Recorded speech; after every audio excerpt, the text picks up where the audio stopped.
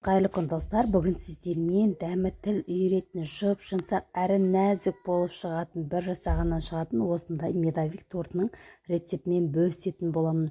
Видеоны жоғалтылмас үшін алдыменен каналыма подписация жасап, қоңырша белгісін басып қойды ұмытпаңыздар.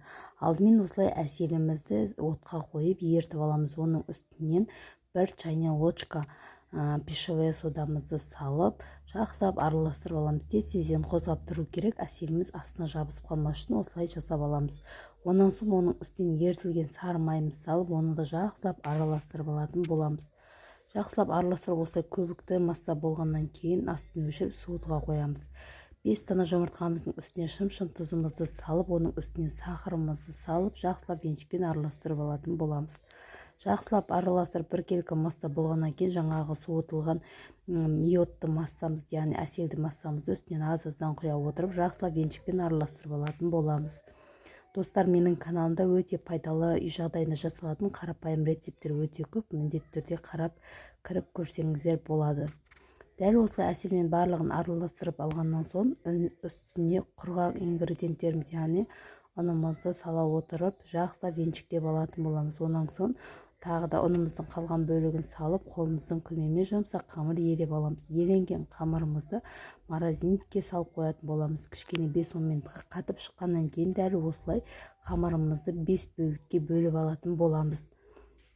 5 бөлікке бөліп жайып, 200 градуста 5-10 минутта пешімізде пісіріп алатын боламыз. Барлық корждарымызды дайындап алғаннан соң, мен дәл осы корждарымызды 26 диаметрлі қылып кесіп дайындап алдым. Барлық корждар дайындап алғаннан соң, дәл осындай кесетінмен, турайтынмен дәл осылай ұнтақтап майдалап турап алсаңыздар да болады. Арасына жаққанға мен қаймақты сгущенный молокомызды және творожный сыр қолдандым. Крем-чиз, яғни творожный сырдың баламасы крем-чиз қолдандым.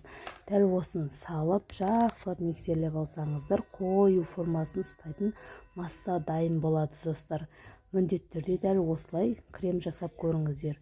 Қаймақ, сгущенный молоко және крем-чизімізді салып, жақсылап венчикпен осылай араластырғаннан кейін өз формасын сақтайтын кереметтей осылай крем дайын болады.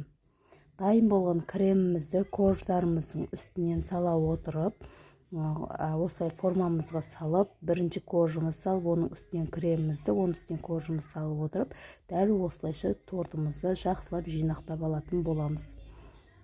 Жинақтап алған корждарымыздың үстінен жаңағы үгітілген корждарымыздың қалдықтарынан дәл осылай бетіне сеуіп безендіріп алатын боламыз.